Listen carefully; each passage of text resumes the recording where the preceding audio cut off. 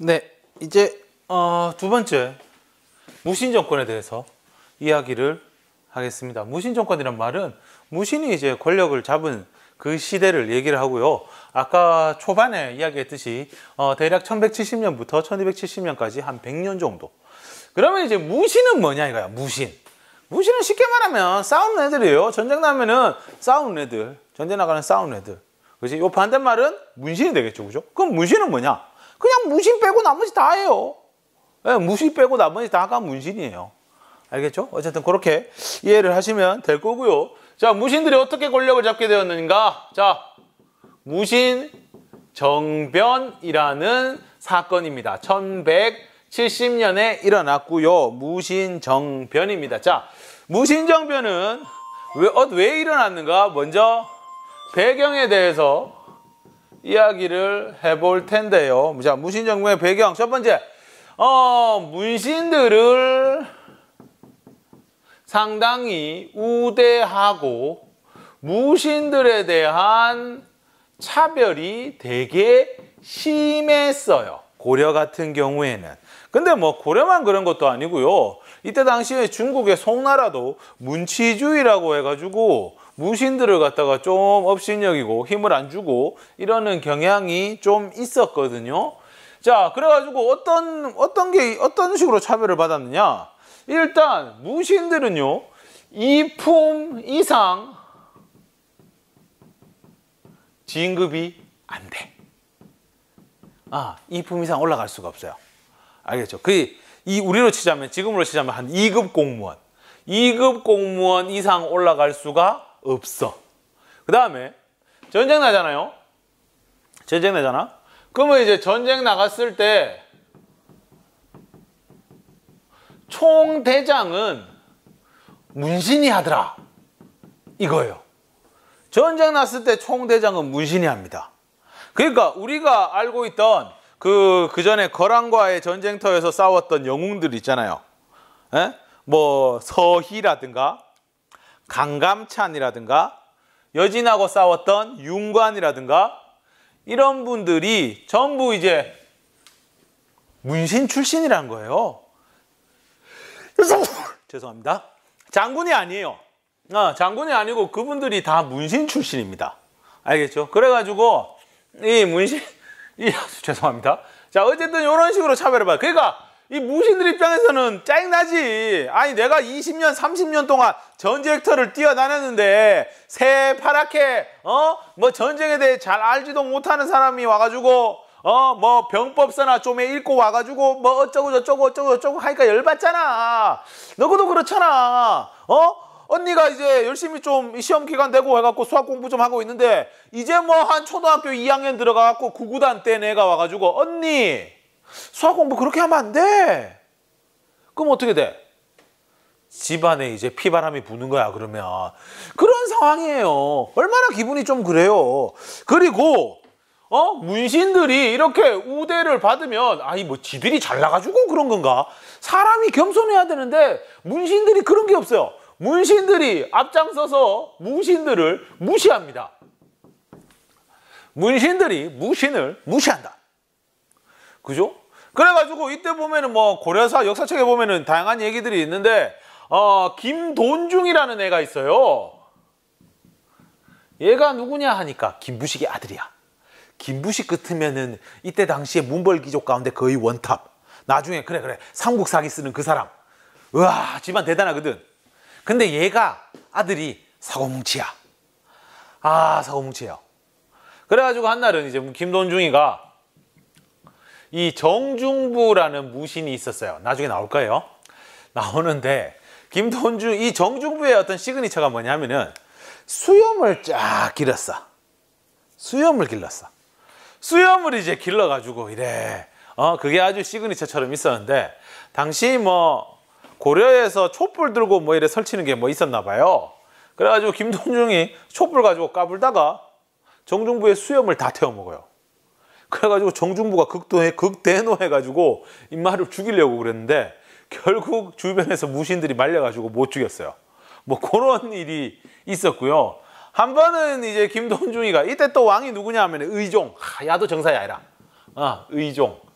의종. 그래가 요 의종 같은 경우에는 이제 그 뭡니까? 정치를 잘 못했어요.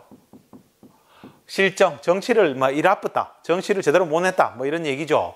그러니까 의종 같은 경우에도 원래 좀 뭔가 개혁적으로 뭔가 해보려고 했는데 잘 안 됐겠지. 잘 안 되니까 맨날 술 마시고 놀고 밖에 나가서 파티하고 막 이러는데 특히 의종은 좀 밖에 나가는 걸 좋아했나 봐요. 그래가지고 이제 밖에 나가는데 자, 오늘은 야외에서 술 먹는다라고 하면 이제 뭐 신하들이 다 갈 거 아니야. 그때 보면 문신들도 막 풀 세팅을 해서 가요. 뭐 사실 뭐 옛날에는 활도 쏘고 뭐 그랬겠지만 잘 쏴보지도 못했으면서 솔직히 갑옷 풀 세팅 딱 해가지고 활 메고 뒤에 화살통 메고 딱 말 타고 이래 가는 거야.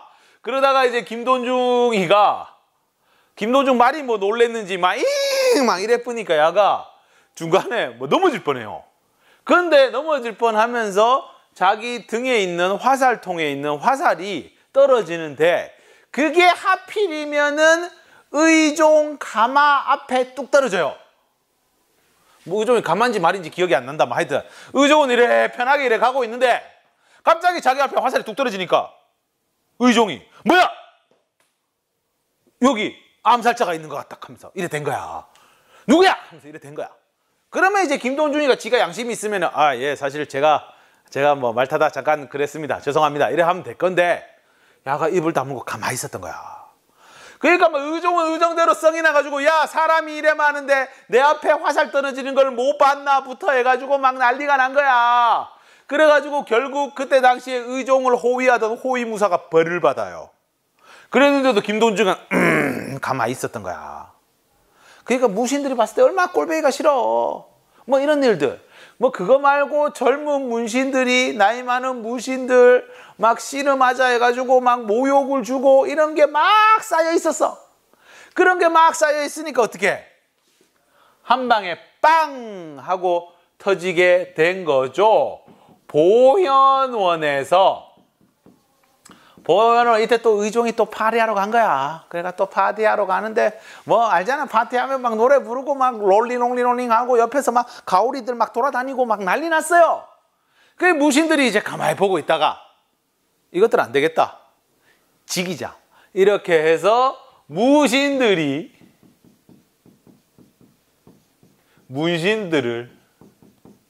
제거하고 의종을 쫓아내요. 야, 니는 왕으로서 자격이 안 됐다 하면서 쫓아내고 새로운 왕, 동생이지 싶은데 명종을 즉위시킵니다. 그러니까 이 시대부터 무신정권 시기에는 왕은 있지만 얘들이 허수아비예요. 허수아비입니다. 그러면 이런 얘기를 할 수도 있을 거야. 그러면 선생님 얘들이 왕을 하면 되지 않습니까? 이게 피곤해. 왕을 하게 되면 또 뭐 다른 나라에 가가지고 보고해야 되고 다른 나라에서 니들은 뭔데 내가 책봉한 왕을 니들 마음대로 없애니 뭐 새로운 나라를 만드니 좀 머리 아프거든. 그럴 바에는 그냥 가만히 놔두는 게 나아요. 어차피 내가 누릴 수 있는 건 왕처럼 누릴 수 있는데 왜 굳이 힘든 일을 해? 그지? 그런 거예요. 그런 거. 하여튼 뭐 어른들의 사정이라고 생각하면 될 것 같습니다. 자, 그래가지고 무신들이 권력을 잡게 됩니다. 무신정권 초기.